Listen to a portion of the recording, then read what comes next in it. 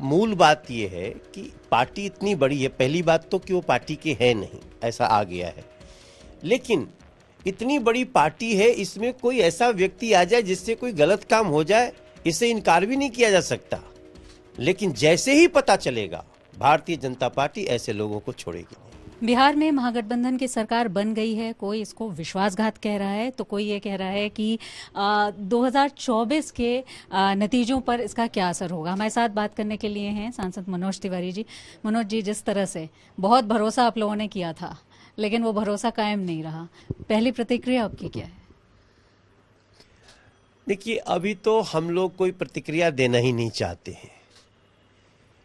निश्चित रूप से भारतीय जनता पार्टी गठबंधन धर्म का जिस प्रकार से पालन कर रही थी, बहुत सारी ऐसी बातें थीं जो भारतीय जनता पार्टी करना चाहती थी, वो नीतीश जी उसको नहीं करने दे रहे थे, तो भी हम उनका सम्मान करते हुए चल रहे थे।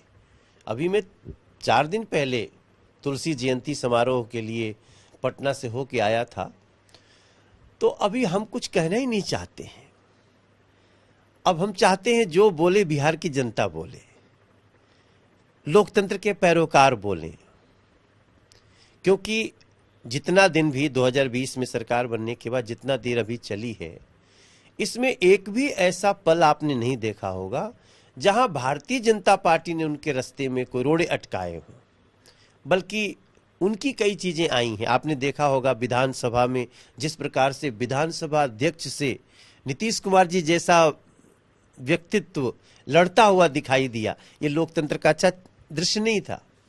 फिर भी आज अगर नीतीश कुमार जी फिर से उनके साथ गए हैं जिनके बारे में इनके खुद के डायलॉग निकाल लीजिए तो हमसे बोला नहीं जाता है, और वो लोग भी राजद के लोग भी, लालू जी भी जो जो शब्द बोले हैं नीतीश कुमार जी के लिए, उसके बाद भी नीतीश जी का ये कदम, ये निश्चित रूप से लोग इसको जनादेश का अपमान कह रहे हैं। हम भी देख रहे हैं कि जनादेश का अपमान तो हुआ ही है, लेकिन भारतीय जनता पार्टी ने एक पल नहीं लगाया।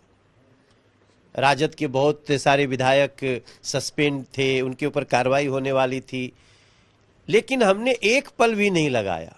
आप जैसे करना हो बिहार में, आप आगे बढ़िए। आप कह रहे हैं जनता इसका जवाब देगी, लोकतंत्र के पैरोकार, लेकिन एनडीए इससे कमजोर हुआ कि नहीं, आपको क्या लगता है? क्योंकि आपने भरोसा किया, वो अलग हुए, तो एनडीए कमजोर तो हो गई होगी ना? देखिए, एनडीए अब कितना कमजोर हुई है, कितना मजबूत हुई है, ये तो समय बताएगा। मेरा मानना है कि एनडीए को इससे कोई असर नहीं पड़ने वाला है।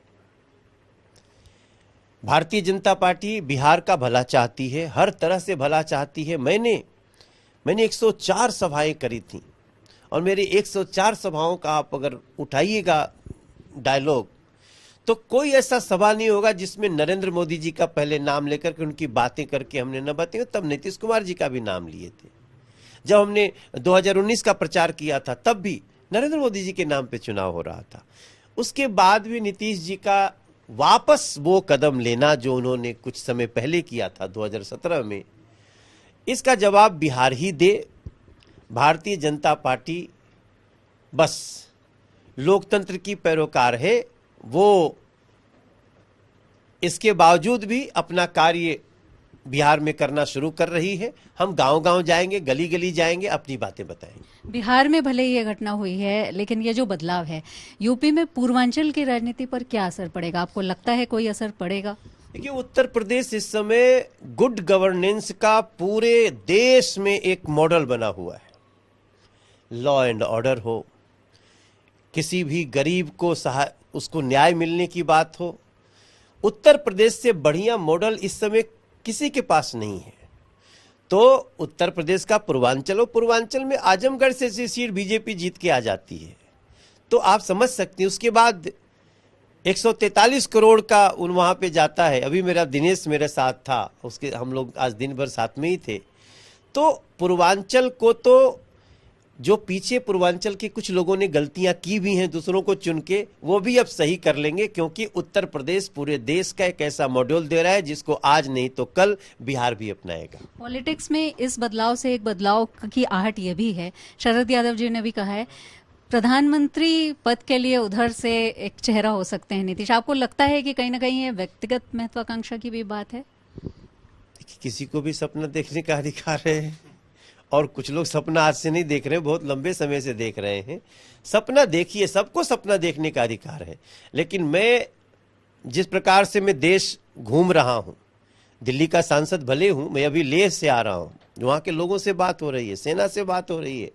हम अभी 5 दिन पहले तुलसी जयंती के लिए पटना में थे, 10,000 लोगों के साथ थे।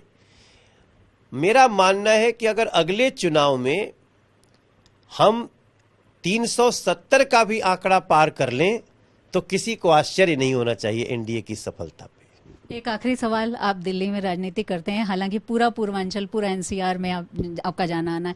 जिस तरह से श्रीकांत त्यागी वाला मामला हुआ, कैडर की बात की गई कि वो किसान मोर्चे के हैं, हालांकि पार्टी ने इससे इनकार किया और नेताओं ने इनकार किया। आपको लगता है कि कहीं ना कहीं देख समझ करके पार्टी में एंट्री होनी चाहिए एक नेता के तौर पर, बीजेपी के एक सदस्य के तौर पर, सांसद के तौर पर? देखिए, मूल बात यह है कि पार्टी इतनी बड़ी है, पहली बात तो कि वो पार्टी के है नहीं, ऐसा आ गया है, लेकिन इतनी बड़ी पार्टी है, इसमें कोई ऐसा व्यक्ति आ जाए जिससे कोई गलत काम हो जाए, इसे इनकार भी नहीं किया जा सकता।